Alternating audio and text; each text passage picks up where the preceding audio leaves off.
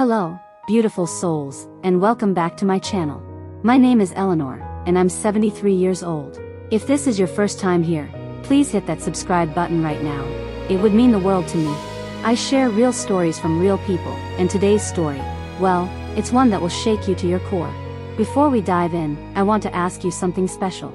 In the comments below, please tell me where you're watching from, your city, your country, anywhere in this beautiful world. I read every single comment, and I love saying hello to each and every one of you. It makes this old heart of mine so happy to connect with people from all over the globe. Now, let me tell you about Linda. Linda Martinez, 74 years old, a retired school teacher from Sacramento, California. This is her story, and it's a story that will make you question everything you think you know about family, trust, and the people we hold closest to our hearts. Linda had lived in the same house for 43 years. 43 years, can you imagine? A beautiful two-story colonial home with white shutters and a wraparound porch, nestled in a quiet neighborhood where children still rode their bikes safely down tree-lined streets. This wasn't just a house to Linda, it was her sanctuary, her memory keeper, her everything.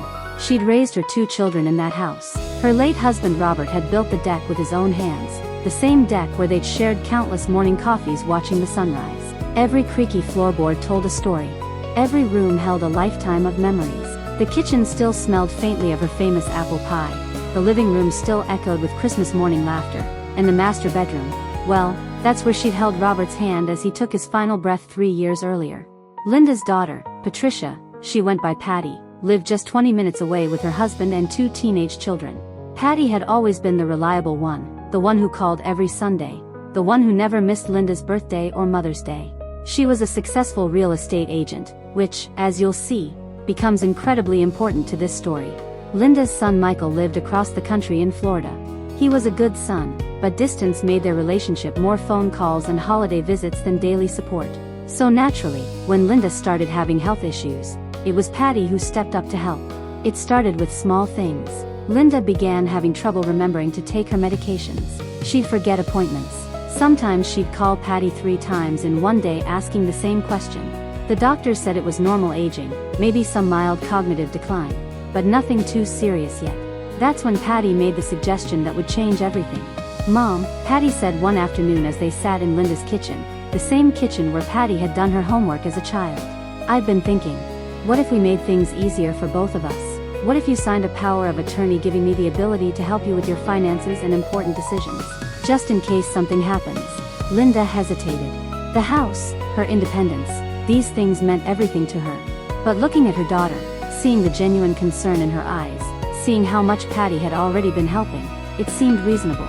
After all, this was her baby girl, the child she'd rocked to sleep, the daughter who'd never given her a moment's trouble. "I promise you, Mom," Patty said, reaching across the table and taking her mother's weathered hands, "I will never, ever do anything you don't want me to do. This is just for emergencies, just so I can help you pay bills if you're sick, or make medical decisions if you can't. I would never take advantage of you. This house will always be your home." Those words, "this house will always be your home," would haunt Linda for months to come. Linda signed the power of attorney papers 3 weeks later. Patty had prepared everything, had it all notarized properly, explained each section carefully. It seemed so official, so responsible. Linda felt proud that she was being proactive, that she was making things easier for her family. At first, nothing changed. Patty continued her weekly visits, helped Linda organize her pills into daily containers, and occasionally paid a bill online when Linda forgot. It was helpful, actually. Linda felt supported, not controlled. But slowly, very slowly, things began to shift. First, Patty suggested they consolidate Linda's bank accounts. "It'll be easier for me to help you keep track of everything, Mom. You have accounts at 3 different banks, let's simplify." It made sense. They moved everything to one bank, with Patty as the co-signer on all accounts. Then came the conversations about the house. Subtle at first. "Mom, this house is getting to be a lot for you. The stairs, the yard work, all that space to clean. The property taxes went up again this year, Mom. Have you seen how much they're taking from your savings just for this house?" Mrs. Henderson sold her place and moved to that lovely senior community. She seems so much happier now, and they have activities, healthcare right there.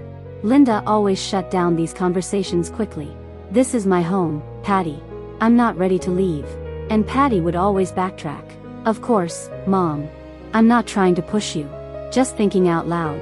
You know I support whatever makes you happy. But the comments continued. The subtle pressure grew. And Linda began to notice other changes too. Her mail started getting redirected to Patty's house. Just the important stuff, Mom, so I can help you stay on top of things. Patty started handling more and more of the household bills. She arranged for a cleaning service, a lawn service, a handyman for repairs, all of which, she explained, were investments in maintaining the property value. Linda should have questioned why maintaining property value mattered if she was never planning to sell. But she was tired, and trusting, and grateful for the help. Then came the morning that changed everything. It was a Tuesday in March when Linda woke up feeling strange, dizzy, nauseous, with a crushing pain in her chest. She managed to call Patty, who immediately called 911 and met Linda at the hospital. Heart attack. Not a massive one, the doctors said, but serious enough. Linda would need surgery, a double bypass, and the recovery would take weeks, maybe months. Don't worry about anything, Mom, Patty said as they prepared Linda for surgery. I'll take care of everything. The house, your bills, everything. You just focus on getting better. Linda squeezed her daughter's hand. Thank you, sweetheart. I don't know what I'd do without you. The surgery went well, but the recovery was harder than anyone expected. Linda developed complications, pneumonia, then a blood infection. What should have been a 2-week hospital stay stretched into 2 months. She was weak, confused from the medications, and completely dependent on others for everything. Patty visited every day for the first few weeks. She brought updates from the house. Everything's fine, Mom, don't worry about a thing. She brought mail to sort through, but Linda was too weak to focus on paperwork. I'll handle it, Patty would say. You just rest. But as the weeks passed, Patty's visits became less frequent. 3 times a week, then twice, then just on weekends. She seemed stressed, distracted. When Linda asked about the house, Patty's answers became vague. Everything's under control, Mom. The house is fine. Don't worry about any of that right now. Linda was finally discharged on a Friday in May, after nearly 10 weeks in the hospital. She was weak but determined to get back to her normal life, back to her beloved home. Patty had arranged for a home health aide to help with Linda's recovery, which Linda appreciated. But when they pulled into the driveway, something was wrong. Terribly wrong. There was a "sold" sign in the front yard. Linda stared at it, confused. Patty, she said slowly, why is there a "sold" sign in my yard? Patty wouldn't meet her eyes. Mom, we need to talk. Is this some kind of mistake? Did someone put this sign in the wrong yard? No, Mom. It's not a mistake. The words that came next would be burned into Linda's memory forever. I sold the house, Mom. While you were in the hospital. The world seemed to stop. Linda felt like she was underwater, like the words were reaching her through some impossible distance. What do you mean you sold the house? I had to, Mom. The medical bills, the ongoing costs, your care, we couldn't afford to keep the house. I had to make a difficult decision. But this is my house. You promised me. You said this would always be my home. I know what I said, but circumstances changed. You can't live here alone anymore anyway. I found you a wonderful assisted living facility. It's clean, safe, and they'll take good care of you. Linda tried to process what she was hearing. You sold my house without telling me? You were too sick to understand. I had the power of attorney. I made the decision that was best for everyone. Best for everyone? This is my home, Patricia. 43 years of my life are in this house. Mom, please try to understand. When did you sell it? When is the new owner taking possession? Patty's voice became smaller. Next week. Next week? I've been out of the hospital for 30 minutes and I have to leave my home in a week. I've already moved most of your things to the assisted living facility. Just your essentials. There wasn't room for everything. Linda felt like she was having another heart attack. The betrayal was physical, a crushing weight on her chest that made it impossible to breathe. What about Dad's workshop? His tools? The garden we planted together? The photo albums? The furniture we picked out for our first anniversary? I had to make decisions quickly. Some things went to charity, some to Michael, some we had to throw away. You threw away my life. Over the next few days, as Linda was forced to pack her remaining belongings and prepare to leave the only home she'd known for 4 decades, the full scope of Patty's betrayal began to emerge. Linda's neighbor, Mrs. Chen, came over to say goodbye and inadvertently revealed the first piece of the puzzle. I'm so sorry about everything, Linda. Patricia told us you decided to move closer to family. She said you were excited about the new place. She told you I was excited? Well, yes. She said you couldn't wait to be somewhere with less maintenance, more social activities. She made it sound like this was your idea. Linda's blood ran cold. Mrs. Chen, when did Patty first mention that I was selling the house? Oh, it was months ago. Back in January, I think. She said you've been talking about it for a while. January. 2 months before Linda's heart attack. More pieces of the truth began to surface. The mailman mentioned that Patty had requested all mail be forwarded to her address, temporarily while Mrs. Martinez recovers. The gardener said Patty had canceled his services because the new owners wanted to handle the landscaping themselves. The real estate agent, a colleague of Patty's, let slip that they'd been preparing the property for market since February. This hadn't been a desperate, last-minute decision caused by medical bills. This had been planned for months. But the worst revelation came when Linda finally saw the sales paperwork. Her house, her beautiful, memory-filled house in one of Sacramento's most desirable neighborhoods, had sold for $750,000. It was worth at least $900,000, possibly more in the current market. And Patty had sold it to her own business partner for $150,000 below market value. The wonderful assisted living facility that Patty had found turned out to be a cramped, depressing place that smelled of disinfectant and despair. Linda's apartment was a single room with a tiny kitchenette, a bathroom barely large enough to turn around in, and one small window that looked out onto a parking lot. All of her beautiful furniture, the antique dining set Robert had inherited from his grandmother, the rocking chair where she'd nursed both her children, the hope chest they'd bought on their honeymoon, was gone. In its place were generic institutional pieces that had no history, no meaning, no soul. The walls that had once held 43 years of family photos now displayed 3 small framed pictures that Patty had deemed appropriate for the space. Everything else, photo albums, yearbooks, Robert's awards and certificates, children's artwork, had vanished. Linda tried to ask the staff about visitors, about policies, about her rights as a resident. That's when she discovered the most crushing truth of all. Patty hadn't just found this place. She'd signed a long-term contract and paid a year's rent in advance using the proceeds from the house sale. Linda was essentially trapped. When Linda tried to leave to run a simple errand, something she'd done independently for 74 years, she was told she needed family permission for outings due to her medical condition and cognitive concerns. Cognitive concerns. Patty had told them Linda was mentally incompetent. Linda tried calling Michael, but when she finally reached him, she discovered that Patty had been feeding him a completely different story. "Mom, I'm so glad you're somewhere safe now," he said. "Patty told me about your memory issues getting worse, and how confused you were getting about finances. She said you kept forgetting to pay bills, that you were talking about moving anyway." "Michael, that's not true. None of that is true. Mom, I know this is hard, but Patty says the doctors think you might have early dementia. Maybe you're not remembering things clearly." Linda realized with horror that Patty had orchestrated this perfectly.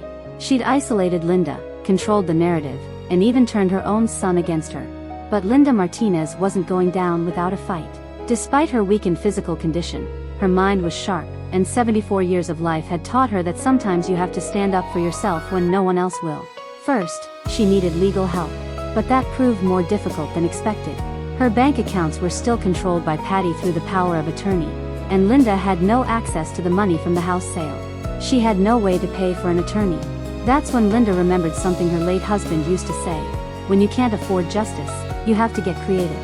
Linda began documenting everything. She wrote down every conversation, every detail she could remember about the months leading up to the sale. She asked other residents to help her use the computer in the facility's common room to research her legal rights. She discovered something that gave her hope. Even with power of attorney, Patty should not have been able to sell Linda's primary residence without either Linda's explicit consent or a court order declaring Linda incompetent. The sale might be illegal.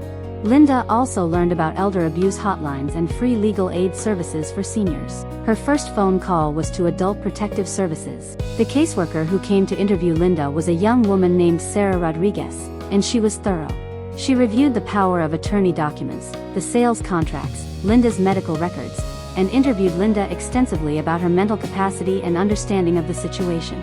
"Mrs. Martinez," Sarah said after her investigation, "I believe you may have been the victim of financial elder abuse. The sale of your home appears to have violated several protocols, and the below-market sale to your daughter's business associate raises serious red flags."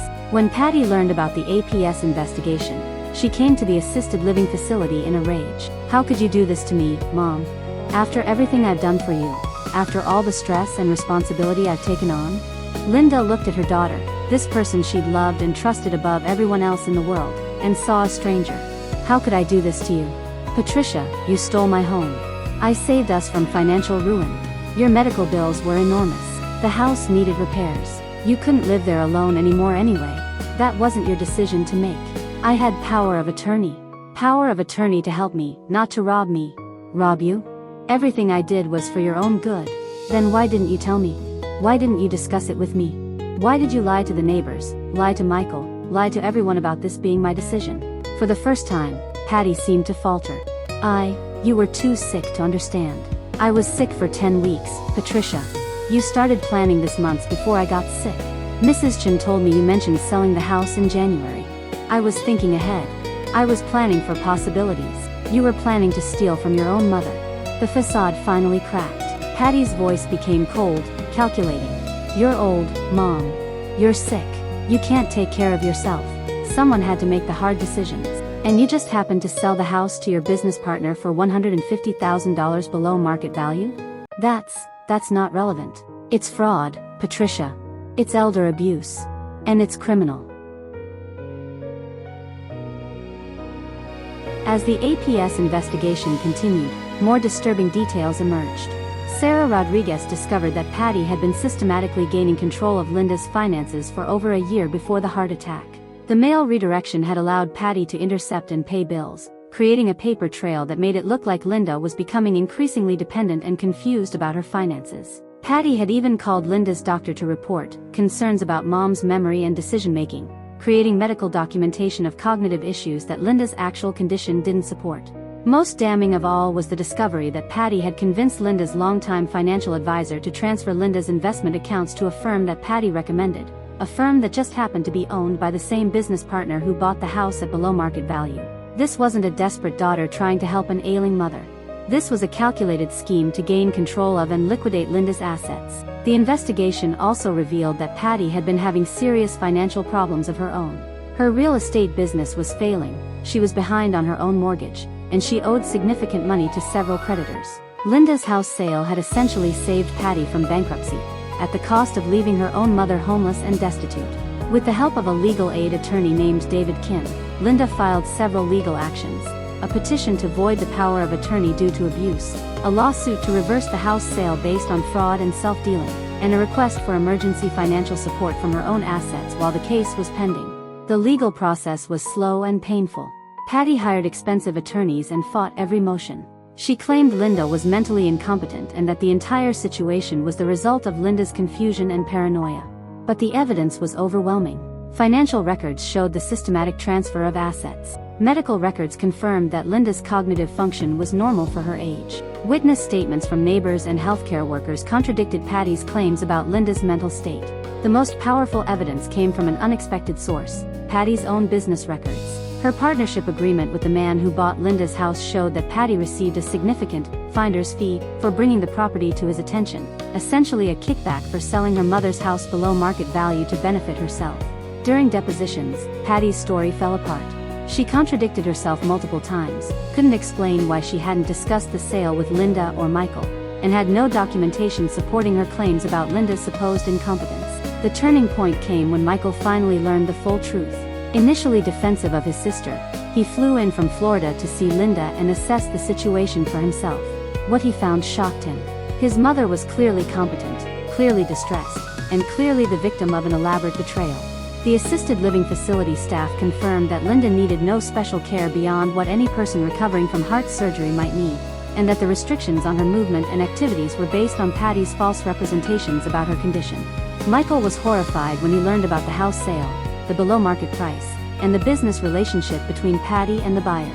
He was even more upset when he realized how thoroughly Patty had manipulated him with lies about their mother's condition. "I can't believe I trusted her," Michael told Linda during one of his visits. "I can't believe I didn't question anything she was telling me. I'm so sorry, Mom." Michael's change of heart was crucial for Linda's case. As Linda's son, his testimony carried significant weight, and his support helped counter Patty's narrative about family consensus regarding Linda's care. Michael also brought something else valuable to the fight: financial resources. He took out a loan against his own home to pay for better legal representation for Linda, upgrading her from overworked legal aid attorneys to a law firm that specialized in elder abuse cases. As Michael dug deeper into the situation, he uncovered something that made the betrayal even more painful. Going through Linda's papers, the ones that Patty had claimed to be organizing, Michael found a letter that Linda had written to both her children 6 months before her heart attack. In the letter, Linda had outlined her wishes for her final years and her estate. She wanted to remain in her home as long as possible, with help from her children as needed.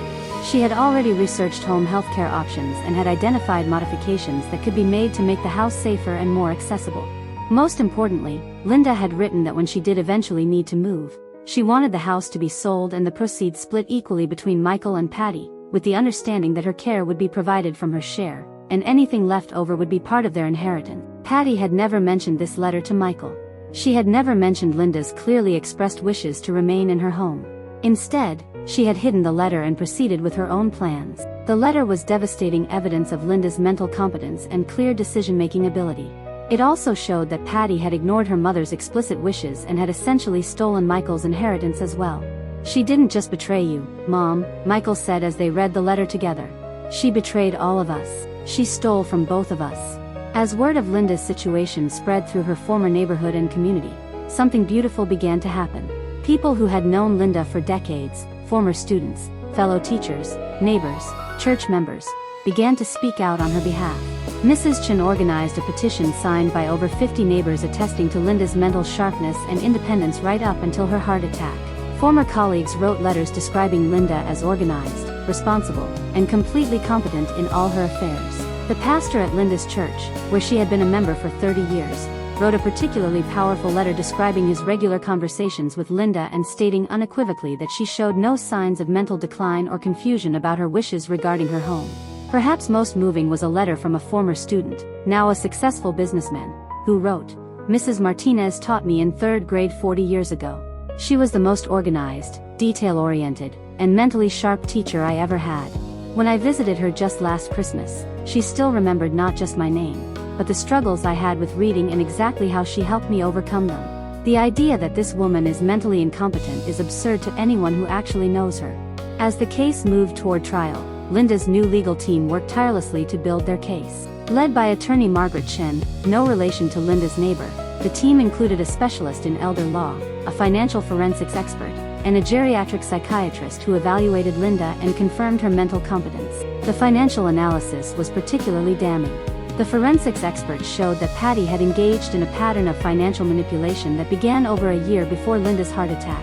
The expert estimated that Linda had lost over $200,000 through the below-market house sale and the questionable management of her other assets. The psychiatric evaluation was equally important.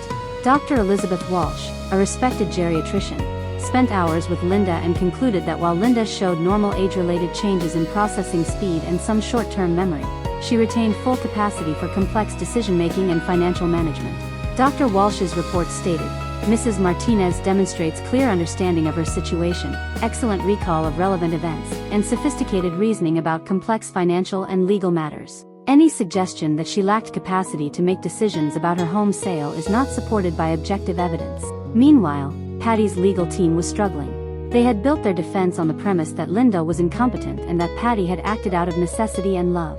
But the evidence contradicting this narrative was overwhelming, and Patty's own deposition had been disastrous. The trial began on a cold morning in November, nearly 8 months after Linda's devastating discovery of the house sale. Linda, now stronger physically but still bearing the emotional scars of her daughter's betrayal, sat at the plaintiff's table with her legal team. Across the courtroom, Patty avoided her mother's eyes. The woman who had once been Linda's most trusted ally was now her adversary, and the pain of that reality filled the courtroom like a toxic cloud. The prosecution's case was methodical and devastating. They presented evidence of Patty's financial problems, the systematic manipulation of Linda's finances, the below-market sale to Patty's business partner, and the false representations about Linda's mental capacity. Michael's testimony was particularly powerful. He described the lies Patty had told him, the way she had manipulated his concern for their mother, and his shock at discovering the truth. "My sister didn't just steal from our mother," he said from the witness stand, his voice breaking with emotion. "She stole our family. She destroyed the trust that held us together. And she did it all while looking our mother in the eyes and promising to take care of her." The community witnesses were equally compelling. Neighbor after neighbor testified to Linda's competence, independence, and clear attachment to her home. Former students, now adults with successful careers, spoke of Linda's sharp mind and caring heart. Patty's defense team tried to paint her as an overwhelmed daughter doing her best in impossible circumstances. They emphasized Linda's heart attack, her hospitalization, the mounting medical bills, and the practical challenges of maintaining the house. Patricia Martinez made difficult decisions under enormous pressure, her attorney argued. She was trying to balance her mother's care needs, financial reality, and family obligations. Every decision she made was motivated by love and concern for her mother's welfare. But when Patty took the stand in her own defense, the facade crumbled. Under cross-examination, she couldn't explain why she hadn't discussed her concerns with Linda before the heart attack, why she hadn't explored other options, or why she had hidden her business relationship with the house buyer. Most damaging was her response when asked about her promise to Linda that, "This house will always be your home." "I said what I needed to say to make her feel better," Patty admitted. "I knew she would resist any changes, so I told her what she wanted to hear."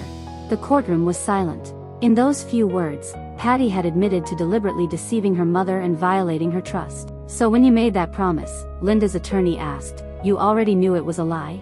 Patty's attorney objected, but the damage was done. Even Patty's own lawyer seemed shocked by her client's admission. The jury deliberated for less than 4 hours. They found overwhelmingly in Linda's favor on all counts. The power of attorney had been abused, the house sale was fraudulent, and Patty was liable for financial elder abuse. The court ordered the house sale to be reversed, with Patty and her business partner required to pay the fair market value difference plus interest. Linda was awarded damages for emotional distress, and Patty was ordered to pay all legal fees. More importantly for Linda's immediate situation, the court ordered her immediate release from the assisted living facility restrictions and the return of all her personal belongings that could be recovered. The legal victory was sweet, but the personal cost was devastating. Linda had won back her financial security, but she had lost her daughter. In the months that followed the trial, Patty made no attempt to reconcile or apologize. She seemed to view herself as the victim, wronged by an ungrateful mother and an unfair legal system. Linda moved into a smaller but comfortable home near Michael's family in Florida. She wanted a fresh start, away from the painful memories and broken trust of Sacramento. Michael and his family embraced her warmly, and Linda began to rebuild her life.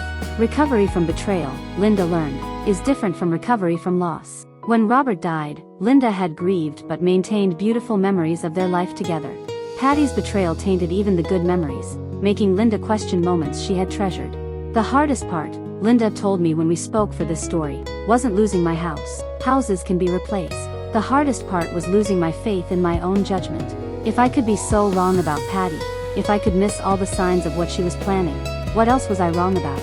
Linda began seeing a therapist who specialized in family trauma and elder abuse. Through counseling, she learned that she wasn't naive or foolish. She was a loving mother who had been systematically manipulated by someone she trusted completely.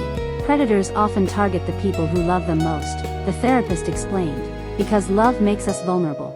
It makes us want to believe the best, even when evidence suggests otherwise. Slowly, Linda began to reclaim her sense of self. She joined a support group for elder abuse survivors and found strength in sharing her story with others who had experienced similar betrayals. She began volunteering with a legal aid organization, helping other seniors navigate the complex world of elder abuse law. Linda's story teaches us several crucial lessons about family, trust, and protecting ourselves as we age. First, power of attorney is an incredibly powerful legal tool that should never be granted lightly, even to beloved family members. Linda recommends that anyone considering signing power of attorney should consult with an independent attorney, not just accept documents prepared by the person who will receive the power. Consider limited power of attorney that covers specific situations rather than broad authority. Require multiple family members to sign off on major decisions like property sales. Review and update the documents regularly. Maintain some independent financial accounts and legal representation. Second, Linda learned the importance of maintaining independence and outside relationships even when accepting help from family. "I let Patty become my only connection to the outside world," Linda reflects. "My mail, my finances, my healthcare, everything went through her. That made it easy for her to control the narrative and isolate me." Third, Linda's story shows how important it is to document our wishes clearly and share them with multiple people. If Michael had known about Linda's letter expressing her desires, he might have questioned Patty's actions sooner. Most importantly, Linda wants other seniors to know that age doesn't make us powerless. "I was 74 years old when this happened to me," she says. A lot of people thought I should just accept the situation, be grateful for any care, and not make waves. But being old doesn't mean giving up our rights or our dignity. We have the same right to control our own lives at 74 as we do at 34. Linda's case had consequences that extended far beyond her own situation. The publicity around the trial led to changes in California law regarding power of attorney and real estate transactions. New regulations require additional safeguards when a power of attorney holder sells the principal's primary residence, including mandatory waiting periods and court notifications. The real estate board also investigated Patty's professional conduct and ultimately revoked her license for violating ethical standards in her business dealings. The business partner who bought Linda's house faced his own legal consequences and was forced to pay significant penalties. Linda's former church and community established a senior advocacy program to help elderly members understand and protect their legal rights. Mrs. Chen, Linda's former neighbor, became a trained volunteer advocate and has helped dozens of seniors review power of attorney documents and estate planning decisions.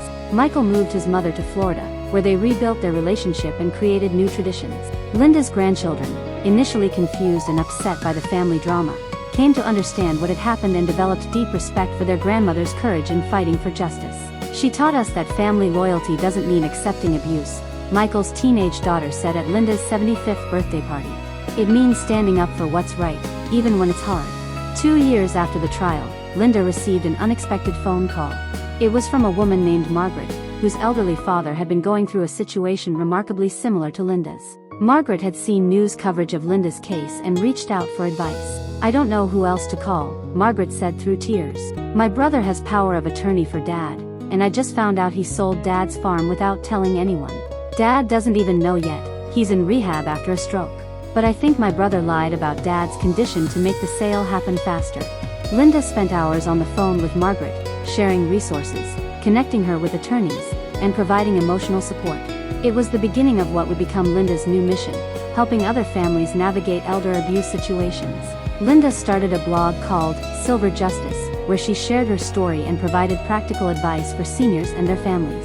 The blog grew into a support network, then into a nonprofit organization. Linda found that helping others heal from similar betrayals was helping her heal as well. "I couldn't get my old life back," Linda explains, "but I could use what I learned to help other people protect their lives. Every family I help, every senior who avoids being victimized because they read my story, that gives meaning to everything I went through."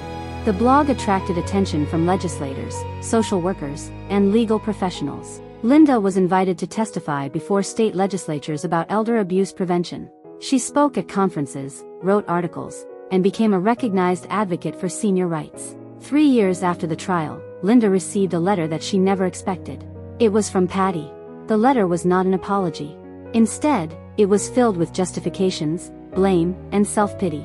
Patty wrote that she felt victimized by an unfair legal system, and that Linda had destroyed the family by pursuing the case. She claimed that everything she had done was for Mom's own good, and that Linda was ungrateful for all of Patty's sacrifices. The letter hurt, but it also provided Linda with a final piece of closure. It confirmed that Patty remained incapable of acknowledging the harm she had caused or taking responsibility for her actions. There would be no redemptive reconciliation, no healing of their relationship. Linda showed the letter to her therapist, who helped her process the complex emotions it triggered. Some people, the therapist said, cannot face the reality of what they've done because it would require them to completely reimagine themselves. Patty has built a narrative where she's the victim, where everything she did was justified. Admitting the truth would destroy that narrative, and she's not strong enough to handle that. Linda wrote a response letter, but she never sent it. Instead, she kept it as a reminder of her own growth and healing. In the letter, she wrote, "Patricia, I forgive you, not because you deserve forgiveness, but because carrying anger and hatred was poisoning my own life. I forgive you so that I can be free. But forgiveness doesn't mean forgetting, and it doesn't mean trusting you again. You made your choices, and now you have to live with the consequences. I hope someday you find the courage to face the truth about what you did." Living near Michael's family brought unexpected joys to Linda's life. She became deeply involved in her grandchildren's lives in a way that distance had previously prevented. She attended school plays, helped with homework, and shared stories of their family history. Linda's relationship with Michael also deepened. The crisis had forced them to communicate more honestly than they ever had before. Michael carried guilt about not recognizing what Patty was doing, about believing her lies about their mother's condition. "I should have questioned more," he told Linda during one of their long walks. "I should have visited more, paid more attention." "You couldn't have known," Linda reassured him. She was very good at manipulation. She told you exactly what you needed to hear to stay out of the way while she did what she wanted to do. Through family therapy, they worked through the complex emotions surrounding Patty's betrayal. Michael's children learned about the importance of maintaining independent relationships with all family members, not just accepting one person's version of events. Linda also formed new friendships in Florida. She joined a book club, volunteered at the local library, and became active in a seniors hiking group. At 77, she was discovering parts of herself that had been dormant for years. "Losing my house was devastating," Linda reflects. "But gaining a new life, a new purpose, and deeper relationships with the family members who truly love me, maybe that's not such a terrible trade-off." Linda's story resonates with thousands of people because elder abuse is far more common than most people realize. According to the National Council on Aging, approximately 1 in 10 Americans aged 60 and older have experienced some form of elder abuse, and financial abuse is one of the most common types. What makes Linda's case particularly striking is that the abuse came from a trusted family member. Studies show that 90% of elder abuse is perpetrated by family members, with adult children being the most common perpetrators. People think elder abuse is about strangers taking advantage of seniors, Linda says during her speaking engagements. But the reality is that it's usually someone we love and trust. Someone who has access to our homes, our finances, our personal information. Someone who knows exactly how to manipulate our emotions. Linda has identified several warning signs that she now shares with other families. A family member who becomes overly involved in a senior's finances. Isolation of the senior from other family members or friends. Rushing decisions that should be carefully considered. Making major changes while the senior is temporarily incapacitated. Refusing to allow other family members to review financial documents. Creating false narratives about the senior's mental capacity. Using emotional manipulation. "After everything I've done for you." Trust, but verify, Linda advises. Love your family, but maintain your independence. And always get a second opinion on major financial decisions. Today, at 77, Linda continues her advocacy work with Silver Justice. The organization has helped hundreds of families, prevented countless cases of elder abuse, and pushed for legislative changes in multiple states. Linda's blog receives thousands of visitors each month, and she regularly receives emails from people who say her story gave them the courage to speak up about their own situations or to question suspicious behavior from family members. One particularly moving email came from a woman in Texas whose sister was pressuring their father to sell his ranch and move to assisted living. The woman had initially been supportive, thinking it was a reasonable plan. But after reading Linda's story, she started asking more questions. "I discovered that my sister was in debt and that she had already lined up buyers for Dad's property at below market prices," the woman wrote. "Because of your story, I knew what questions to ask and what red flags to look for. We were able to stop the sale and get Dad proper legal representation. You literally saved our family." Stories like this fuel Linda's continued work. She's currently working on a book about elder abuse prevention and has been consulted by several documentary filmmakers interested in telling stories about financial exploitation of seniors. When people ask Linda if she feels like she got justice in her case, her answer is complex. "I got legal justice," she says. "The court ruled in my favor, I recovered my financial losses, and there were consequences for what Patty did. But real justice? That's harder to define." Linda explains that true justice would involve Patty acknowledging the harm she caused, showing genuine remorse, and making real amends. It would involve the restoration of their relationship and the healing of their family. "But I've learned that you can't force someone to feel remorse or to change their heart," Linda says. "You can only control your own response to injustice. I chose to respond by turning my pain into purpose, by using my experience to help others." This perspective has been crucial to Linda's healing process. Rather than remaining focused on what she lost, she has chosen to focus on what she gained, a deeper understanding of human nature, stronger relationships with people who truly care about her, and a meaningful way to spend her later years. "I'm not grateful for what happened to me," Linda clarifies, "but I'm grateful for who I became because of how I chose to respond to it." Based on her experience and her work with Silver Justice, Linda has developed specific advice for families who want to avoid similar situations. For seniors, maintain multiple trusted relationships. Don't let one person become your only connection to the outside world. Keep some finances independent, even if you need help managing most of your affairs. Make your wishes known to multiple family members in writing. Regular review of all legal documents with independent counsel. Stay socially engaged and mentally active. Trust your instincts. If something feels wrong, ask questions. For adult children, communicate openly with all siblings about parents' care needs and wishes. Don't let one person make all the decisions, even if they live closest or seem most responsible. Insist on transparency in financial matters. Be suspicious of urgent decisions or pressures to act quickly. Maintain independent relationships with aging parents. Get professional advice for major decisions. Don't just rely on family members' recommendations. For everyone, understand that elder abuse often looks like loving care on the surface. Know that cognitive decline doesn't necessarily mean loss of decision-making capacity. Remember that good intentions don't justify overriding someone's clearly expressed wishes. Recognize that financial stress can tempt even good people to make terrible decisions. Linda's impact extends beyond her direct advocacy work. Her case has been cited in legal journals, used in law school curricula, and referenced in policy discussions about elder abuse prevention. The legal precedents set by her case have helped other families win similar battles. Michael has become an advocate in his own right, speaking to men's groups about the importance of staying involved in aging parents' lives and not deferring completely to sisters or other family members who may seem more naturally suited to caregiving roles. I learned that love isn't passive, Michael explains. I thought I was showing love by trusting Patty to handle everything. But real love requires engagement, attention, and sometimes difficult conversations. Linda's grandchildren, now in their early 20s, have been profoundly influenced by their grandmother's story. Both are studying law and social work, inspired by Linda's example of turning personal trauma into social action. Grandma Linda taught us that being a victim of injustice doesn't make you powerless, her granddaughter says. She showed us that you can take the worst thing that ever happened to you and use it to make sure it doesn't happen to other people. As Linda enters her late 70s, she remains active, engaged, and committed to her advocacy work. Her health is good, her relationships are strong, and her sense of purpose is clear.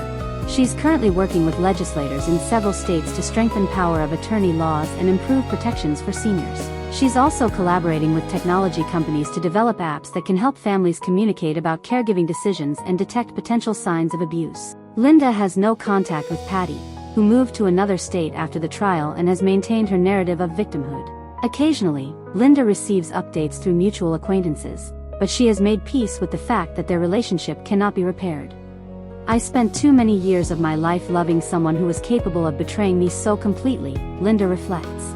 I won't spend any more years hoping she'll change. My energy is better spent on the people and causes that deserve it. Linda's story continues to inspire others facing similar challenges.